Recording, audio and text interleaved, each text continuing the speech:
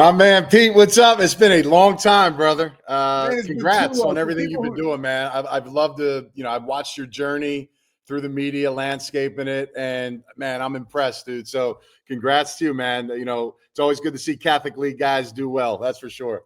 Oh man, you did pretty well yourself. For people who don't know, this guy was a wiry wide receiver. He was like a ballerina in high school, right? I mean, literally, I'm rushing the passer, I'm wearing like 5 or 6 sweatshirts so I can look strong, and rushing the passer and looking over my head, and I got Anthony Becht literally climbing the ladder, coming down like 1 foot in bounds, like showing off the body control. And then this really, Anthony, leads me to my first question. Then you bust your ass. You get to West Virginia, become one of the best tight ends in the country, become a first-round pick as a tight end to the New York Jets, obviously an amazing NFL career. Now you're a head coach and you're a father. Of all those things, because people see you, Anthony, like the finished product, and I don't think they understand the hard work that went in to your ascension.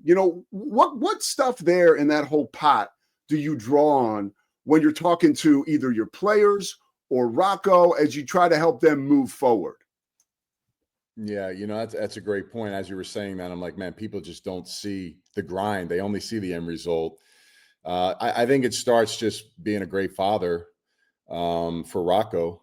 And I think that's exactly where that information gets shared, not only for Rocco, but for my players, is when you see the end result, you don't know what it takes to get there, and the obstacles and the adversities and the naysayers and the people that don't believe. How do you tunnel vision that? How do you put a plan in place? And I didn't have all the answers, Pete, when I was coming through. I had to learn a lot. I didn't have an NFL father or somebody, a former first round pick, to tell me those things. But I also drew from my dad and my mom and everybody around me. But I was always a great listener.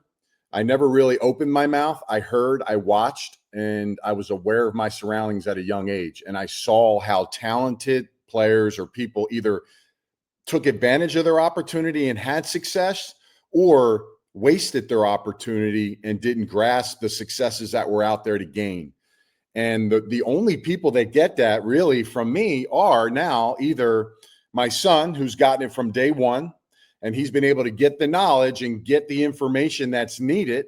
And of course, he's got to go put that in place. It's just because you have it, right, Pete? Like, you can have everything you want, but if you don't know how to piece it together yourself, you're never going to make it. Or the players that I'm coaching now. And I think I take great pride in that, because the players that I'm coaching now, Pete, these are guys that were stars in college that didn't quite have what it took to get to the NFL and didn't understand why they didn't get there. And now I'm in a space at coaching where I get to help fill those voids, give them the information they need, and help them excel so that they can either know that, one, they can do it.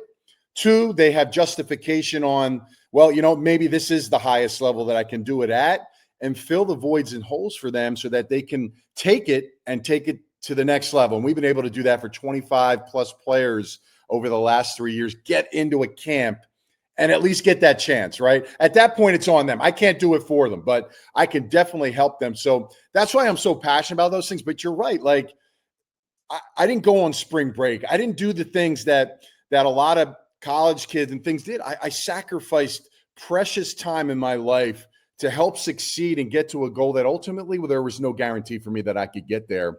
And I was able to become a first rounder. But everywhere I've been, whether I was at St. Bernadette's as a running back, in CYO ball, where I thought I was going to be a baller in Bonner, and I wasn't. I had to sit 2 years and hope somebody got hurt my junior year just to touch the field, and then maximizing the opportunity and have persistence to continue to grow and believe. And then after you play on a great, our high school team was awesome. I mean, top to bottom, one of the great teams I've ever been on. I was not the best player. I was one of 10 great players, but I was the guy that got the chance and the opportunity.